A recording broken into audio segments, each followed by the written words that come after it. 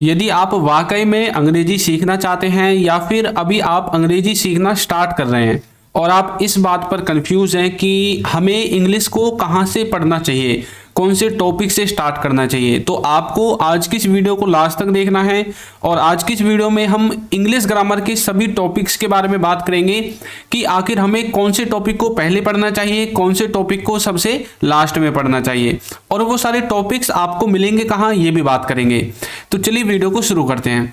तो देखिए यहाँ पर हम सबसे पहले जानेंगे कि इंग्लिश ग्रामर के कौन कौन से टॉपिक्स हमें पढ़ने हैं। उसके बाद हम यहाँ पर यह भी जानेंगे कि हमारी जो मिनिमम रिक्वायरमेंट होगी वो क्या होगी। अब देखिए कुछ बच्चे ऐसे होते हैं कि भाई वो पूरी इंग्लिश ग्रामर को पढ़ना नहीं चाहते है ना, तो वो बोलते हैं सर हमें कुछ ना ऐसे टॉपिक्स बता दीजिए, मतलब सिर्फ हम उनको पढ़कर और हम थोड़ा थोड़ा इंग्लिश बोलना स्टार्ट कर दें या फिर इंग्लिश को समझना स्टार्ट कर दें। तो इस टॉपिक पर भी बात करेंगे। और उसके बाद जो हमारा लास्ट होगा वो होगा वोकैब टिप्स। वोकैब का मतलब होता है आपका जो शब्दकोश होता है, वोकैबुलरी का होता है, उसको कैसे हम अच्छा कर सकते हैं, यानी कि हमारी जो वोकैब है उसको कैसे अच्छा कर सकते हैं, नए नए वर्ड्स कैसे सीख सकते हैं। तो इन तीन चीज़ों पर हम अच्छे से बात करेंगे। तो चलिए स्टार्ट करते हैं। और सबसे पहले हम बात करेंगे कि इंग्लिश ग्रामर के कौन कौन से टॉपिक्स हैं जिनको हमें कैसे कैसे पढ़ना है, और यहाँ पर हम सीरियल वाइज उनको लिखने वाले हैं। तो देखिए सबसे पहले आपको कुछ नहीं करना, आपको पर्सन कॉन्सेप्ट को अच्छे से समझना है। पर्सन कॉन्सेप्ट का मतलब होता है जिसमें आप first person, second person, third person, इस तरह के जो कॉन्सेप्ट हैं उनको सीखते हैं। अब देखिए यहाँ पर यदि आप पर्सन कॉन्सेप्ट को नहीं सीखोगे तो आपका जो सब्जेक्ट और ऑब्जेक्ट लगाने का जो मोटिव होता है ना, आप उसको गलत कर दोगे। यदि आपको अच्छे से हेल्पिंग वर्ब और उसके साथ साथ आपका जो सब्जेक्ट लगता है उसको अच्छे से समझना है तो आपको पर्सन कॉन्सेप्ट अच्छे से आना चाहिए। ठीक है, तो आपको सबसे पहले पर्सन कॉन्सेप्ट को समझना है। उसके बाद अब आपको क्या करना है, पर्सन कॉन्सेप्ट के बाद आपको वर्ब की फॉर्म्स याद करनी है। जैसे आप पढ़ते हैं ना वर्ब की first form, second form, third form. अब आप ऐसा मत करना कि भाई एक साथ ही सारी वर्ब की फॉर्म्स को लेकर बैठ गए और पढ़ना स्टार्ट कर दिया, ऐसे आप बोर हो जाओगे और आप सीख भी नहीं पाओगे कुछ। आपको क्या करना है, आपके पास कोई बुक वगैरह तो होगी जिससे आप वर्ब की फॉर्म्स को पढ़ोगे। उसमें से आपको क्या करना है, आपको सिर्फ उन वर्ब पर टिक करना है जिनको आप अपनी डेली लाइफ में यूज करते हैं। सबको नहीं करना, सिर्फ गिनी चुनी उन वर्ब्स को आपको टिक करना है जिनको आप अपनी डेली लाइफ में यूज करते हैं। ठीक है, तो उन पर टिक करने के बाद आपको वो जितनी भी हो, 30 हो, 40 हो, 50 हो, उन सबको टिक करके उन सबको याद कर लेना है, उनकी फर्स्ट फॉर्म, सेकेंड फॉर्म और थर्ड फॉर्म। ठीक है, इस तरह से आप वर्ब की फॉर्म्स को याद करोगे। उसके बाद अब आपका जो नंबर आता है, अब आता है आपका नंबर सिंपल सेंटेंसेज का। देखिए ये जो सिंपल सेंटेंसेज है ना, ये भी आपके देखने में तो आपको ऐसे लगेंगे जैसे टेंस का यूज कर रहे हैं, लेकिन सिंपल सेंटेंसेज आखिर में वो सेंटेंस होते हैं, वो वाक्य होते हैं जिनमें वर्ब नहीं होती है, जिनमें काम नहीं होता है। इनमें खाली हम किसी से कोई इन्फॉर्मेशन लेते हैं या किसी से कोई इन्फॉर्मेशन किसी और को बताते हैं या फिर किसी से कोई इन्फॉर्मेशन हम खुद कलेक्ट करते हैं। जैसे कि मान लो मैं कहने लगूं यार उसके पास एक कार है, तो यहाँ पर मैं सिर्फ एक इन्फॉर्मेशन दे रहा हूं आपको कि उसके पास एक कार है ना। तो इस तरह से आप इसका यूज करते हैं। तो सिंपल सेंटेंसेज को आपको रटना है। और इसके बाद छोटे छोटे कुछ सेंटेंसेज होते हैं जैसे sit down, come here, go there, let me speak, इस तरह से कुछ छोटे छोटे सेंटेंसेज होते हैं, तो उनको भी आपको याद करना है। ये मैं आपको बिल्कुल मतलब एक डायरेक्शन बता रहा हूं कि किस तरह से आपको इंग्लिश को समझना है। ठीक है, सिंपल सेंटेंसेज हो गए। उसके बाद अब आपको टेंसेज पर जाना है। ठीक है, कुछ बच्चे क्या करते हैं, शुरुआत ही टेंस से करते हैं क्योंकि उनको टेंस ही पता है, इंग्लिश में टेंस ही आता है सबसे पहले, यही पता है उनको ये नहीं पता कि भाई टेंस को पढ़ने से पहले हमारे ये कॉन्सेप्ट भी क्लियर होने जरूरी है। तो अब आपको क्या करना है, अब आपको टेंसेज को पढ़ना है। अब टेंसेज में ऐसा नहीं है एक ही दिन में आपने सभी टेंसेज रट डाले, भाई प्रेजेंट भी, पास्ट भी, फ्यूचर भी, और प्रेजेंट में उनके जो इंडेफिनिट होते हैं, कंटिन्यूअस होते हैं, परफेक्ट होता है, परफेक्ट कंटिन्यूअस होता है, ऐसा नहीं करना आपको। आपको क्या करना है, धीरे धीरे पढ़ना है। एक दिन में आपको एक ही टेंस पढ़ना है। ठीक है, प्रेजेंट पढ़ो या पास्ट पढ़ो या फ्यूचर पढ़ो। यदि आपको इस तरह से आपको बोर लगता है कि नहीं सर हमसे ऐसा नहीं होगा, तो आपको दूसरा काम क्या करना है, दूसरा है आपको, मान लो आपने जैसे इंडेफिनेट पढ़ा, तो पहले प्रेजेंट का इंडेफिनेट पढ़ लो, फिर पास्ट का इंडेफिनेट और फिर फ्यूचर का इंडेफिनेट। इससे आपको इनमें कंपैरिजन भी आ जाएगा, आपको पता पड़ जाएगा कि क्या डिफरेंस है, ठीक है। इसी तरह से आप जब कंटिन्यूअस पढ़ोगे तो प्रेजेंट का कंटिन्यूअस पढ़ो, फिर पास्ट का और फिर फ्यूचर का। इससे आपको समझ में आ जाएगा कि प्रेजेंट के कंटिन्यूअस टेंस का मीनिंग क्या है, पास्ट के कंटिन्यूअस टेंस का मीनिंग क्या है, और इसी तरह से जो फ्यूचर है भविष्य काल के कंटिन्यूअस का मीनिंग क्या है। तो इस तरह से आप इनको आसानी से याद कर सकते हैं। धीरे धीरे आपको इनके पहले कॉन्सेप्ट को समझना है, इनकी हेल्पिंग वर्ब को समझना है कि कौन सी हेल्पिंग वर्ब कहां पर इस्तेमाल होती है। जो भी मैं आपको टॉपिक्स बताऊंगा ये सभी टॉपिक्स आपको नीचे डिस्क्रिप्शन बॉक्स में मिल जाएंगे, वहां से जाकर आप इनको आसानी से क्या कर सकते हैं, पढ़ सकते हैं, ठीक है। अब चलिए आगे बढ़ते हैं। अब जो नेक्स्ट होगा, अब हम जब टेंस पढ़ लेंगे, टेंस को अच्छे से समझ लेंगे, अब हमारा दूसरा जो काम है वो करना है हमें मॉडल्स का, ठीक है। टेंसेस का मतलब होता है कि आप समय के बारे में जान रहे हैं, कौन सा काम कौन से समय में हुआ है। मॉडल्स का मतलब होता है कि आप काम की संभावना के बारे में जान रहे हैं कि किसी काम को होने की कितनी संभावना है ना। तो ये आप मॉडल्स के द्वारा पढ़ते हैं। तो आपको मॉडल्स को पढ़ना है। मॉडल्स में भी आपका एक बेसिक लेवल होता है, एक एडवांस्ड लेवल होता है। बेसिक लेवल में आप सिर्फ बेसिक पढ़ते हैं, जैसे कि कैन का इस्तेमाल, कुड का इस्तेमाल, मे, माइट, मस्ट, वुड, शुड, इनका इस्तेमाल पढ़ते हैं। लेकिन जब आप इसकी एडवांस्ड लेवल पर जाएंगे तो वहां पर आप क्या देखेंगे, वहां पर आप कैन के साथ हैव देखेंगे, कुड के साथ हैव देखेंगे, शुड के साथ हैव देखेंगे। और जब और आगे बढ़ेंगे तो आप देखेंगे शुड हैव के साथ टू भी लग गया है कई बार, या फिर शुड हैव और उसके बाद हैड टू लग गया है, शुड हैव बीन हो गया, कुड हैव बीन हो गया, मे हैव बीन हो गया। तो इस तरह से इनका जो लेवल है वो बढ़ता चला जाता है और आप इनको अच्छे से समझ पाते हैं, ठीक है। तो आपको बेसिक से ही स्टार्ट करना है, ये बात आपको याद रखनी है। पहले मॉडल्स का बेसिक इस्तेमाल करो, उसके बाद इनके जो लेवल है उसको अप करते जाओ, ठीक है। तो अब हमने टेंसेज पढ़ लिया, मॉडल्स पढ़ लिए। अब हमारा जो नेक्स्ट होगा उसमें हमें कंडीशनल सेंटेंसेज को पढ़ना है। कुछ बच्चे क्या करते हैं, कंडीशनल सेंटेंसेज को पढ़ते ही नहीं है, वो छोड़ देते हैं। लेकिन मैं आपको एक बात बता दूं आज, आप इंग्लिश ग्रामर में यदि कंडीशनल सेंटेंसेज को नहीं पढ़ोगे तो यकीन मानिए आप कभी भी इंग्लिश नहीं बोल पाओगे। जी हाँ, इंग्लिश कभी भी नहीं बोल पाओगे यदि आपने कंडीशनल सेंटेंसेज को नहीं पढ़ा। ये कंडीशनल सेंटेंसेज होते क्या, मैं इतना जोर क्यों दे रहा हूं इन पर। देखिए, कंडीशनल सेंटेंसेज वो होते हैं जिसमें आप किसी काम को कंडीशन लगाकर बोलते हैं। अब जैसे मैं आपसे बोल लूं कि अगर आप इस वीडियो को पूरा देखते हैं तो आपको अच्छे से पता चल जाएगा कि कौन सा टॉपिक कब और कैसे पढ़ना चाहिए, ठीक है। अब मैंने कंडीशन क्या लगा दी, आपको पता तब चलेगा जब आप इस वीडियो को पूरा देखोगे। तो ये कंडीशनल सेंटेंसेज होते हैं, जैसे कि अगर तुम आओगे तो मैं आऊंगा, अगर तुम जाओगे तो मैं जाऊंगा, अगर तुम वहां जाओगे तो मैं भी जाऊंगा, है ना।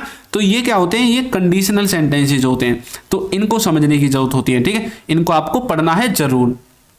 कंडीशनल में आपका जीरो कंडीशनल होता है, फर्स्ट होता है, सेकंड होता है। इसी तरह से इसमें मिक्स्ड कंडीशनल भी होते हैं, मिक्स्ड के भी टाइप होते हैं, फर्स्ट और सेकंड।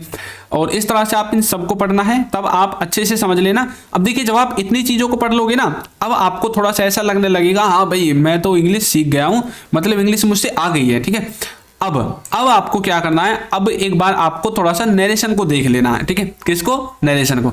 इनका भी बहुत ज्यादा इस्तेमाल होता है स्पोकन इंग्लिश में। नरेशन का मतलब क्या होता है, इनको कई बार हम डायरेक्ट इनडायरेक्ट स्पीच भी कहते हैं। नरेशन का जो मतलब है, इनका जो मीनिंग है, इनका जो सेंस है वो ये है कि जब हम दूसरे की बात को जो कि त्यों ना बताकर अपने वर्ड्स में ट्रांसलेट करके बताएं, तब हम नरेशन का इस्तेमाल करते हैं। अब मान लीजिए किसी ने आपसे कुछ बोला था, ठीक है, किसी ने आपसे कोई बात बताई थी किसी की चुगली करके। अब आपने क्या किया, उसने तो कम बताई थी, आपने अपनी ओर से मिलाकर उसमें घुसर मुसर करके और ज्यादा बता दिया। मतलब अपनी बात को भी उसमें मतलब इंक्लूड कर देना, अपनी बात को भी उसमें ऐड करके किसी को बताना, उसे हम नरेशन कहते हैं, ठीक है। जब ये 7 काम आपके हो जाएंगे तब अब आपको क्या करना है, वोकैब पर ध्यान देना है, ठीक है। वोकैब यानी कि शब्दकोश। तो वोकैब को अच्छे से करने के लिए इसकी टिप्स मैं आपको आगे दूंगा, वीडियो को अभी आपको स्किप नहीं करना है यदि आपको वाकई में इंग्लिश सीखनी है। तो चलिए आगे बढ़ते हैं। तो देखिए यहां पर ना एक कॉन्सेप्ट और है, वो कॉन्सेप्ट क्या है कि जो आपका टेंस है और जो आपका मॉडल्स है, इनके आपको पैसिव वॉइस भी करने हैं। पढ़े हैं ना एक्टिव पैसिव वॉइस, तो टेंसेस के भी और मॉडल्स के भी, इन दोनों के पैसिव वॉइस भी आपको करने हैं। क्योंकि ज़्यादातर ना हम पैसिव वॉइस का इस्तेमाल करते हैं जब हम इंग्लिश बोलते हैं। देखिए आप कोई भी हिंदी का वाक्य बोलोगे ना, मुझसे लिख कर ले लो, 70% आप पैसिव वॉइस का इस्तेमाल करते हैं, 70% पैसिव वॉइस ही आपके मुंह से निकलता है। पैसिव वॉइस का मतलब होता है जिसमें हम सब्जेक्ट को हाइड कर देते हैं, छुपा देते हैं, है ना, और सब्जेक्ट पर फोकस नहीं करके ऑब्जेक्ट पर फोकस करते हैं। जैसे हम बोलते हैं ना कई बार, भाई उस गली में सब्जी बिक रही है, वहां पर दूध बिच रहा है, वहां पर फल फ्रूट बिच रहे हैं, गली में सब्जी वाला आया है और मतलब उसे देखकर वहां पर और ज्यादा भीड़ लग गई है, और क्या कर रहे हैं, अब वहाँ दूध भी बिच रहा है, सब्जी भी बिच रही है और भी सामान बिच रहा है। यानी कि सब्जेक्ट पर फोकस ना करके हमने उस ऑब्जेक्ट पर फोकस कर दिया जो बिच रहा है। क्या बिच रहा है? दूध, पानी, शक्कर, घी, जो भी है, ठीक है। तो आपको इन सब को बनाने के लिए पैसिव वॉइस की जरूरत पड़ती है। अब चलिए आगे बढ़ते हैं। देखिए हमारा एक कोर्स है जिसका लिंक आपको नीचे डिस्क्रिप्शन बॉक्स में मिल जाएगा। इसमें हमने 299 कितने में 299 में एक कोर्स लॉन्च किया है और ये सबके लिए है। यानी कि आप इसको बिगिनर से लेकर एडवांस लेवल के यदि आप स्टूडेंट हैं तब भी आप इसको ज्वाइन कर सकते हैं। इसमें हमने बेसिक से एडवांस्ड लेवल तक इंग्लिश ग्रामर के कॉन्सेप्ट को समझाया है। इंग्लिश के सभी क्लास नोट्स आपको वहीं पर मिल जाएंगे पीडीएफ के फॉर्मेट में। आप बच्चों के साथ प्रैक्टिस भी कर सकते हैं। आपको A to Z video lectures मिलेंगे और प्रैक्टिस क्विज मिलेगी। लास्ट में जब आप कोर्स को कंप्लीट कर लोगे तो सर्टिफिकेट भी आपको मिल जाएगा, ठीक है। तो प्राइस इसका 299 है, लिंक डिस्क्रिप्शन में है, अभी आप ज्वाइन कर सकते हैं। बाद में इसकी फीस है वो बढ़ भी सकती है, ठीक है, तो जरूर जाकर ज्वाइन करें। और यदि आप चाहते हैं कि नहीं सर हमें ना कोर्स नहीं चाहिए, हमें तो कोई लिखित में कोई चीज़ बता दो, तो देखिए ये कुछ ई बुक्स हैं, इनका लिंक आपको डिस्क्रिप्शन में मिलेगा, वहां से जाकर आप इनको परचेज कर सकते हैं और इनकी फोटोकॉपी करा के इनको जो है पढ़ना स्टार्ट कर सकते हैं। तो इनका लिंक भी आपको नीचे डिस्क्रिप्शन में मिल जाएगा, ठीक है। अब चलिए मैं आपको ना थोड़ी सी टिप्स देता हूं जो कि फ्री ऑफ कॉस्ट है, कोई भी पैसा वैसा तो आपको लगता नहीं है, वैसे ही यूट्यूब पे सब कुछ फ्री है।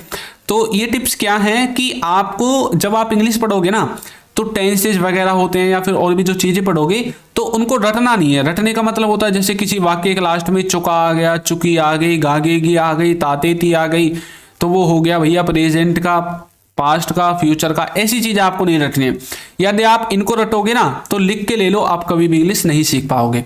आपको क्या करना है, आपको उनका रियल सेंस समझना है, ठीक है, रियल सेंस। अब जैसे प्रेजेंट कंटिन्यूअस टेंस है, कंटिन्यूअस का मतलब होता है जो काम कंटिन्यूटी में होता है, लगातार होता है, रेगुलर होता है, सुचारू रूप से होता है। तो ऐसा जो भी काम है जो सुचारू रूप से आपके बोलते और देखते टाइम चल रहा है, उन सबको आप कंटिन्यूअस टेंस के अंदर रखते हैं। इस तरह से आपको समझना है, ठीक है। तो इसी तरह से मैंने इन टेंसेज को और ये सारी चीजें जो मैं बता रहा हूं ना टॉपिक्स, इनको अपने कोर्स में समझा है, ना कि आपको रटवा कर। लिंक आपको कहां पर मिलेगा, डिस्क्रिप्शन में मिलेगा, ठीक है। तो ये है आपका right sense, right meaning English grammar को पढ़ने का। अब चलिए आगे बढ़ते हैं। तो देखिए अब मैं आपको कुछ इंपॉर्टेंट चीजें बता देता हूं। जैसे कि मैंने आपको बोला था ना कि सर कौन कौन सी ऐसी चीजें हैं जो हमको पढ़नी चाहिए। तो देखिए एक तो आपको सिंपल सेंटेंसेस अच्छे से आने चाहिए, दूसरा आपको टेंसेज को पढ़ना है, तीसरा मॉडल्स को पढ़ना है और बस आपके वोकैब पर आपको ध्यान देना है, ठीक है। ये 4 ऐसी चीजें हैं जिनको आपको करना ही करना है। और हाँ एक चीज और है, कंडीशनल सेंटेंसेज। इन सब को करने के बाद वोकैब से पहले, यानी कि 1 नंबर पे आपको सिंपल सेंटेंसेज, फिर टेंस, फिर मॉडल्स, फिर आपको कंडीशनल सेंटेंसेज को पढ़ना है, उसके बाद आपको वोकैब पर जाना है। देखिए वोकैब क्या है, ये कभी खत्म तो होती नहीं है, ये चलती रहेगी, जिंदगी भर चलती रहेगी। ऐसे ऐसे वर्ड्स होंगे, आज याद करोगे कल भूल जाओगे, है ना। तो ये तो हमेशा चलती रहेगी। तो ये 4 चीज आपको हमेशा करनी है। अब चलिए आगे देखते हैं। आगे जो है मैं आपको वोकैब की टिप्स देने वाला हूं कि भाई वोकैब को हम किस तरह से अच्छा कर सकते हैं। तो देखिए यहाँ पर मैंने ना 4 पॉइंट्स लिखे हुए हैं, ठीक है, इनको आप अच्छे से पढ़ो। पहले लिखा हुआ है डेली यूज वर्ड्स। इसका मतलब है कि आपको उन सभी वर्ड्स को, उन सभी शब्दों को अपनी कॉपी में लिख लेना है जिनको आप रोजाना बोलते हैं। अब आपकी जो मातृभाषा है कुछ भी हो सकती है, आपकी हिंदी भी हो सकती है, उर्दू भी हो सकती है, फारसी भी हो सकती है, मलयालम भी हो सकती है, तेलुगु, तमिल, जो भी है आपकी भाषा, उसी भाषा में आपको जो आप रोजाना शब्द बोलते हैं ना अपनी भाषा में, उन सब को आपको लिख लेना है। जब आप उन सबको लिख लोगे उसके बाद आपको क्या करना है, आपको उनको गूगल से ट्रांसलेट कर देना है इंग्लिश में, ठीक है। आपके पास अपनी मातृभाषा में सारे शब्द आ गए जिनको आप सुबह शाम तक यूज करते हैं। फिर आपने क्या किया, उनको गूगल से ट्रांसलेट करके इंग्लिश में कन्वर्ट कर दिया। अब क्या हुआ कि आपके पास इंग्लिश में वो सारे वर्ड्स हैं जिनको आप सुबह से लेकर शाम तक क्या करते हैं, बोलते हैं, ठीक है। अब क्या करना है, जब आप उन वर्ड्स को याद कर लोगे ना, तो उसके बाद उसके मिलते जुलते कुछ टाइप्स भी होंगे, तो उनको भी आपको याद करना है। अब आपको क्या करना है, जो आपने लिखे हैं ये वर्ड्स, इनको डेली रिपीट करना है। अब आपको क्या करना है, जब आप अपनी मातृभाषा में बात करोगे ना, अब आपने बोल दिया भाई मेरा ये काम कर दो, अब कर दो को क्या कहते हैं, है ना। इसी तरह से काम को इंग्लिश में क्या कहते हैं, है ना। सुनने को क्या कहते हैं, खेलने को क्या कहते हैं, पढ़ने को क्या कहते हैं, लिखने को क्या कहते हैं, गाना गाने को क्या कहते हैं, खाने को क्या कहते हैं। तो इन सभी वर्ड्स को आपको रिपीट करना है, डेली रिपीट करना है, जिससे कि आपके माइंड में ये अच्छे से छप जाएं, ठीक है। जब आप ये सारा काम कर लोगे, अब आपको क्या करना है, ये जो वर्ड्स है ना, इन सबको अब एक फाइनल डायरी लेनी है और उस डायरी में लिख देना है। अब ऐसा तो हो नहीं कि भाई आप सारे वर्ड्सों को लिख ही दोगे, है ना। कुछ वर्ड्स ऐसे होंगे जो रह जाएंगे, जो कि आपने याद नहीं किए, तो उन सबको अब आपको इसी डायरी में लिखना है। अच्छे से नोट्स बनाने हैं इसमें, और इंग्लिश ग्रामर के नोट्स भी आपको इसी एक डायरी में रखने, वर्ड मीनिंग भी आपको इसी एक डायरी में रखने, और धीरे धीरे अपनी वोकैब को भी एनहेंस करते रहना है, ठीक है। तो ये थी हमारी कुछ वोकैब की टिप्स। अब जो भी मैंने आपको ये चीज़ें बताई हैं, ठीक है, ये तो मैंने अपने हिसाब से बता दी है, अपने एक्सपीरियंस के बेसिस पर बता दिए हैं, क्योंकि मैंने बहुत सारे बच्चों को इंग्लिश सिखाई है और आज भी मैं सिखा रहा हूँ। तो कुछ बच्चे ऐसे भी होते हैं जिनको ना इंग्लिश आती है, लेकिन वो सिर्फ इसलिए देख रहे हैं कि हम भी तो देखें कि भाई किस तरह से हम इंग्लिश को मतलब सीखते हैं, कौन सा टॉपिक हमने पहले पढ़ना चाहिए।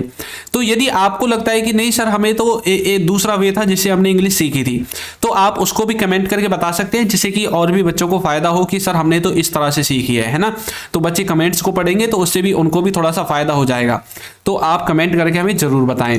और हमारा जो ये कोर्स है ना, इसका लिंक आपको नीचे डिस्क्रिप्शन बॉक्स में मिल जाएगा, वहां से जाकर आप इसको जरूर ज्वाइन करें। इसमें आपको पूरी इंग्लिश ग्रामर मिलेगी, ठीक है। तो आपको ये वीडियो कैसी लगी है जरूर बताइएगा, और यदि अभी तक आपने हमारे चैनल को सब्सक्राइब नहीं किया है तो चैनल को सब्सक्राइब कर दीजिए, वीडियो को लाइक कर दीजिए, और एक अच्छा सा कमेंट करना बिल्कुल ना भूलें। Thank you.